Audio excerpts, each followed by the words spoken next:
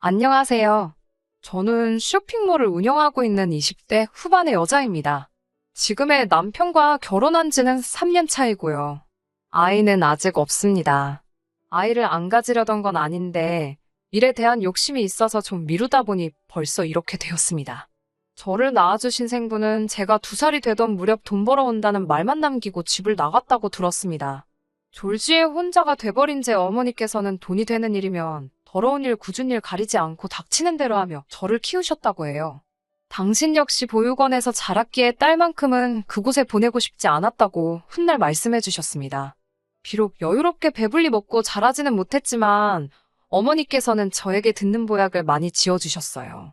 늘 칭찬해 주시고 저는 할 수 있다 응원해 주시고 그래서 오늘 지금의 자리까지 올 수 있었던 것 같아요. 사실 저는 공부보다는 하루 빨리 돈을 벌고 싶었습니다. 그래서 어머니에게 힘이 되어 드리고 싶었거든요. 그래서 고등학교를 졸업하기가 무섭게 사회생활을 시작했습니다. 어머니는 그런 제가 당신이 무능력해서 그런 건 아닌지 늘 걱정하시고 미안해 하셨어요. 하지만 저는 애시당초 공부에 흥미도 없었기 때문에 돈 낭비, 시간 낭비를 하고 싶지 않을 뿐이었네요. 처음 1년 정도는 별의 별 아르바이트를 다 해봤던 것 같아요. 제가 정확히 뭘 잘할 수 있을지 감이 오질 않았거든요. 그러다 적성이라고 느꼈던 게 장사더라고요. 특히 옷가게에서 일하는 동안 제가 코디해놓은 대로 사람들이 달라고 하는 걸 몇 번 보면서 내가 잘한다는 생각이 들었거든요. 생각해보면 10대 때 비록 비싼 옷은 사입지 못했지만 그래도 늘 친구들한테 옷 잘 입는다는 소리를 듣고 살았거든요. 그래서 옷을 떼다 팔아봐야겠다는 결심을 하게 되었습니다. 하지만 막상 장사를 시작하려니 미천이 필요하더라고요. 그래서 먼저 1,000만 원을 모아야겠다는 계획을 세웠습니다. 갓 20살이 된 애가 할 수 있는 일이 많지는 않았어요. 그래서 낮에는 카페에서 일하고 밤에는 동네 고깃집에서 설거지를 하면서 돈을 벌었습니다. 용돈벌이로 아르바이트를 하는 친구들과 달리 저는 생활비도 보태야 했기 때문에 돈을 모으는 게 쉽지만은 않았습니다. 그래도 목표하는 바가 있었기에 힘들거나 지친다는 생각은 하지 않았어요. 어머니도 기왕 마음먹은 거 최선을 다해보라고 하셨고요. 그렇게 한 달을 일하면 당시 제 손에 떨어지는 수입은 100만 원 남짓이었어요. 거기서 생활비를 필요한 최소 비용을 제외하고 나면 50만 원 정도 저금을 할 수 있었거든요. 그렇게 2년 가까이 일을 하니까 비로소 1,000만 원 조금 넘는 돈이 모였습니다. 옷가게를 바로 창업하기에는 1,000만 원으로는 어림택도 없었어요. 그래서 먼저 온라인 쇼핑몰을 시작하게 되었습니다. 아이템당 5장, 10장 정도로만 떼다 팔다 보니 이윤을 많이 남길 수가 없었어요. 게다가 아무리 아닌 척해도 초짜인 티가 났는지 도매시장에 가면 무시도 많이 당했고 바가지도 쓰고 그랬거든요. 그래서 처음 6개월은 돈을 벌기는커녕 간신히 적자를 면하는 수준이었습니다. 그러다 결국 1년을 못 버티고 망했습니다. 하지만 7.8기라는 말이 있듯이 저는 포기하지 않았습니다. 이번에는 방법을 바꿔서 도매시장에서 먼저 아르바이트를 시작했어요. 도매시장 일이 어떻게 돌아가는지를 배우면서 상인들과도 얼굴을 제대로 텄고 성실하고 싹싹하게 일하는 저를 예쁘게 봐주는 분들도 생기기 시작했어요. 그렇게 쌓은 인맥과 신뢰로 다시 쇼핑몰을 열었습니다. 처음에 실수했던 부분도 보완해가면서 하니까 이번엔 조금씩 이윤이 나더라고요. 그때 제 나이가 24살이었습니다. 그리고 그때 지금의 남편도 만났고요. 남편은 당시 도매시장 근처에서 분식집을 하고 있었어요. 아무래도 제가 새벽에 일을 하다 보니 식사 시간이 굉장히 들쑥날쑥하기도 했고 제대로 앉아서 식사할 상황이 못 됐거든요. 그러다 보니 분식을 거의 주식처럼 먹는 날이 많았고요. 남편은 낮에는 알바생을 썼지만 밤에는 안전 문제도 있고 해서 자기가 직접 나온다고 했어요. 우리는 나이대도 비슷했기 때문에 금세 편하게 말을 놓고 친구처럼 지내기 시작했습니다. 그러다 제 일이 어느 정도 자리를 잡아갈 무렵 저에게 정식으로 만나보지 않겠냐고 하더라고요. 사실 20대의 절반을 오로지 돈을 벌겠다는 목적만 가지고 달려오다 보니 지쳐있기도 했었거든요. 그래서 남편과 사귀면서 조금 평범한 20대의 생활을 누려보고 싶었던 것 같아요. 그렇게 저희는 사귀게 되었습니다. 가끔 영화도 보고 교외 지역으로 드라이브를 가긴 했지만 크게 달라진 건 없었어요. 둘 다 당장 먹고 사는 일이 바빴기 때문에요. 그렇게 2년 정도 만났을 무렵 남편이 저에게 한 집에 살면 그래도 더 자주 볼 수 있지 않겠냐며 애둘러서 결혼하자고 말하더라고요. 저는 그의 쑥스러운 고백이 좋았고 그렇게 결혼하기로 했습니다. 친정 어머니에게 결혼 상대가 생겼다고 하자 어머니는 이제 자기는 정말 할 도리를 다한 것 같다면서 너무 기쁘다고 행복하다고 하셨어요. 당시 제 사업도 제법 자리를 잡아가고 있었거든요. 비로소 어머니에게 자랑스러운 딸이 된 것 같았고 앞으로 더 잘 사는 모습을 보여드리겠다고 몇 번이고 스스로 다짐했던 기억이 지금도 나네요.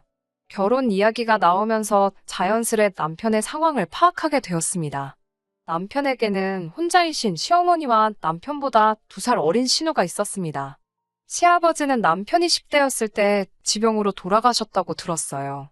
시어머니는 현재 따로 하시는 일은 없고 소유하신 작은 상가에서 한 달에 나오는 150만 원의 수입으로 생활을 하신다고 했고요. 시누는 저와는 1살 차이였는데 따로 일은 하지 않고 시어머니에게 용돈 받아 쓰고 가끔 남편이 주기도 하고 그런다더라고요. 지금 셋이서 작은 아파트에 살고 있는데 그 아파트는 전세라고 했습니다. 결혼해도 시댁에 따로 경제적 도움은 주지 않아도 된다고 남편이 호언장담을 했습니다. 저 또한 친정 어머니는 내 힘으로 챙길 테니 당신은 신경 쓰지 않아도 된다고 했고요. 그래도 사실 부부 사이에 어떻게 칼로 무자르듯 당신 어머니 내 어머니 선을 그을 수 있겠나 싶었습니다. 상황에 따라 맞춰가며 사는 거지라고 생각했고요. 그런데 그건 저 혼자만의 생각이었나 봅니다. 결혼을 하고 나서도 사실 신혼을 즐길 새가 없었습니다. 쇼핑몰이 자리를 잡기 시작했을 무렵 큰 사고가 있었기 때문이에요. 2주 동안 2,000장 이상 판매된 청바지가 물빠짐이 심하다며 고객들로부터 항해 전화가 쏟아졌어요. 분명히 샘플을 받았을 땐 아무렇지 않았는데 이해할 수가 없었어요. 하지만 공장에 가서 상황을 살피다가 공정 중 빠진 부분이 있다는 걸 알아냈습니다. 공장 쪽에서는 자기들의 실수라는 걸 인정하면서도 어쩌지를 못하더군요. 손님들은 환불해달라고 난리였고 공장도 작은 공장이라서 제가 결제 대금을 주지 않으면 도산할 판이었죠. 저는 손님과의 신의도 중요했고 공장 식구들도 모른 척 할 수가 없어서 결국 제가 손해를 다 끌어안고 가기로 했습니다. 그때 손해본 금액은 상상할 수 없을 만큼 컸고요. 당장 쇼핑몰이 망해도 이상할 게 없는 상황이었습니다. 저는 결국 남편에게 정말 미안한데 조금만 도와줄 수 없겠냐고 2천만 원이라도 도와주면 급한 불은 끌 수 있다고 빌듯이 부탁했어요. 마침 그때 남편 친구가 빌려갔다가 갚은 여유 자금이 있다는 걸 알고 있었거든요. 그런데 남편이 우리 돈으로 서로 부담 주지 않기로 하지 않았냐면서 아무리 부부 사이여도 돈 문제로 저와 얽히고 싶지는 않다고 미안하다며 거절을 했어요. 약속을 했던 것도 기억하고 있었고 남편의 입장도 이해는 했지만 그래도 서운한 마음이 컸습니다. 게다가 시모까지 나서서 너는 네 남편 새벽까지 오뎅 팔고 떡볶이 팔고 하는 걸 보고도 돈 달라는 소리가 나오냐면서 그러니까 이참에 그 옷 파는 거 때려치고 남편도 와서 음식이라도 날르라고 하시더군요. 능력이 없고 못 배웠으면 몸으로 때우는 게 제일 편한 일 아니겠냐며 비록 공장의 실수로 큰일이 나게 되었지만 여태까지 제가 혼자 발로 뛰어가며 이룩한 제 사업을 낮잡아 보듯이 말하면서 말이에요. 결국 이렇게 또 망하는 건가 걱정의 밤잠을 이루지 못하는 날들이 계속되었습니다. 그리고 정말 망했다 생각하던 그때 그 환불 사태가 전화위복이 되었더라고요. 환불을 받은 손님들은 제 쇼핑몰은 믿을 수 있는 곳이라고 생각하게 되었다면서 여기저기 좋은 소문을 내주기 시작했습니다. 공장장과도 이 일을 계기로 끈끈한 인연을 맺게 되었고요. 그래서인지 한 달도 지나지 않아 쇼핑몰 매출은 급격하게 늘어나기 시작했습니다. 그렇게 되고 1년 정도 지나니까 생각보다 훨씬 많은 돈이 모였습니다. 그러면서 제가 가장 먼저 한 일은 친정 어머니에게 24평 신축 아파트를 사드리는 것이었어요. 어머니는 다 큰딸에게 부담을 주기 싫다면서 처음엔 한사코 거절하셨지만 제가 엄마, 나도 남편이랑 다투거나 그러면 언제든 달려갈 수 있는 친정이 있으면 좋겠다고 제발 받아달라고 했습니다. 그제서야 어머니는 너무 고맙다면서 딸 키운 보람이 있다고 좋아하시더라고요. 하지만 이 일을 알게 된 시어머니와 남편은 난리가 났습니다. 아무리 제가 번 돈이어도 가정이라는 울타리 안에서 이젠 출가회인인 여자가 어떻게 시어머니도 아니고 남편도 아니고 친정 어머니를 제일 먼저 챙길 수 있냐고요. 듣고 있는데 정말 어이가 없어서 제가 번 돈으로 절 낳아주시고 길러주신 어머니에게 효도하는 게 왜 이렇게 욕을 먹을 일인지 이해가 안 된다고 받아치자 남편이 저더러 양심이 있으면 생각을 해보래요. 콩 한 쪽도 나눠 먹는 거라고 어려서 안 배웠냐면서 가진 게 있으면 다 같이 나눠야지 왜 한 사람한테만 몰아주냐는 거예요. 그러더니 시어머니가 긴 말 할 거 없고 이렇게 된 거 뭐 사돈한테 집을 내놓으라고 할 수는 없는 거 아니냐면서 네 신우가 독립하고 싶다니까 어디 작은 오피스텔이나 하나 사주라는 게 아니겠어요. 저는 순간 제 귀를 의심했어요. 제가 뭐라고요라며 만문하자 젊은 애가 귀가 어둡냐면서 네 신우 오피스텔 해주라고 얘도 뭐 하나는 있어야 시집을 갈 거 아니냐면서요. 제가 아니 신우는 지금 어머님이랑 같이 사는데 오피스텔이 왜 필요한 거며 그걸 제가 왜 사줘야 하는지 모르겠다고 했어요. 그러자 야, 네 남편 여동생이면 너한테도 여동생이나 마찬가지고 가족끼리 그 정도도 못 해주냐면서 기적의 논리를 펼치시더라고요. 그래서 제가 그럼 당신이 사주라고 나는 못 사주겠다고 하니까 저더러 너 이렇게 욕심 많은 여자였냐고 그래요. 그래서 제가 당신 내가 그때 한 번만 도와달라고 했을 때 부부끼리 돈으로 얽히기 싫다고 하지 않았냐고. 근데 왜 이제 와서 이러냐고 하니까 한마디도 못 하더라고요. 그러더니 치사하게 그러지 말고 그냥 결혼할 때 못한 혼수랑 예단한다 생각하고 사주면 되지 않냐고 그래요. 제가 세상 어느 누가 혼수랑 예단으로 오피스텔을 가져오냐고. 그렇게는 절대 못하겠다고 그러니 그럼 집은 됐고 멋들어진 외제차라도 한 대 뽑아주래요. 자기 여동생 기 살려준다면서 말이에요. 저희 둘 결혼할 때 둘 다 먹고 살기 빠듯해서 보증금 5천에 70짜리 월세 살고 있거든요. 그 보증금 5천도 반반했고요. 돈이 벌리는데도 이사를 안 갔던 이유는 제가 어려서부터 월세와 전세를 전전하다 보니 이사에는 이골이 난 상태였어요. 그래서 사실 올해나 내년에 적당한 30평대 아파트가 있으면 대출을 조금 끼더라도 자가로 사서 이사를 하려고 했거든요. 그때 남편 분식집도 정리하게 하고 저랑 같이 일하자고 하려고 했고요. 그런데 남편과 시모 그리고 신우는 제 이런 속마음도 모르고 제가 돈 얼마 벌었다고 당장 이거 내놔라, 저거 내놔라 저를 뜯어먹을 궁리로 아주 난리더군요. 그제서야 이 사람들이 나를 호구로 보고 있다는 생각이 들었어요. 제가 막말로 남 좋은 일 시키려고 이렇게 죽기 살기로 열심히 살아온 게 아닌데 왜 이렇게 부당한 대우를 당해야 하는지 싶었고 그런 생각이 들기 시작하니까 가슴에서 분노가 걷잡을 수 없이 일었습니다. 저는 남편에게 그럼 그냥 헤어지자고 했어요. 내가 네 여동생 오피스텔 해주려고 이렇게 악으로 깡으로 버티면서 여기까지 온 줄 아냐고요. 내가 그래도 시모고 쉬느라 용돈도 늘 넉넉히 주고 너 분식집 장사 안 되는 거 알아도 생활비 달라고 안 했다고.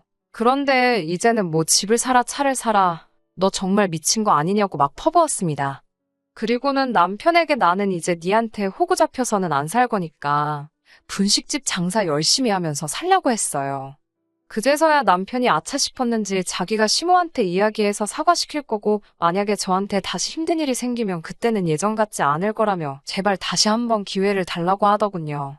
하지만 더 이상 제 귀에 그 사람이 떠드는 소리는 사람 소리로 안 들리더라고요. 그리고 저는 그날부로 그 월세방에서 나와 엄마 집에 있으면서 계속해서 사업에 몰두하고 있습니다. 얼마 전에는 기업으로부터 백화점에 입점시키고 싶다는 제안도 받았고요. 사실 시간이 없다는 이유와 혹시 모를 청약주택을 이유로 혼인신고도 아이도 미뤄왔던 게 이번에도 전화위복이 되어 쉽게 헤어질 수 있었어요. 물론 여전히 연락은 오지만 제가 철저히 무시하고 있습니다. 알고 지내는 도매 사장님들 말씀으로는 분식집이 망하기 일보 직전이라고 하더라고요.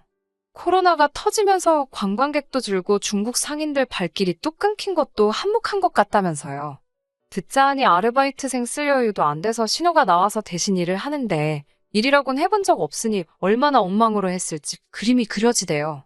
그렇지만 이젠 다 저랑은 상관없는 일 아니겠어요. 그리고 얼마 전에서 사업을 하면서 알게 된 지인으로부터 금융계에서 일하는 전문직 남자도 소개받았습니다. 아직은 서로 알아가는 중이지만 왠지 느낌이 좋네요. 당장 다시 결혼을 하고 싶은 생각은 없어요. 단지 20대가 끝나기 전 다시 한번 봄같이 따뜻한 사랑을 해보고 싶기는 해요. 다사다난했던 20대의 복잡한 끈들이 어서 빨리 정리가 되어 30대에는 안정적인 생활을 할 수 있기를 스스로 기도해봅니다. 끝까지 들어주셔서 감사합니다. 오늘의 사연은 여기까지입니다. 구독과 좋아요, 알람 설정 부탁드리고 더 좋은 사연으로 다시 찾아뵙겠습니다. 감사합니다.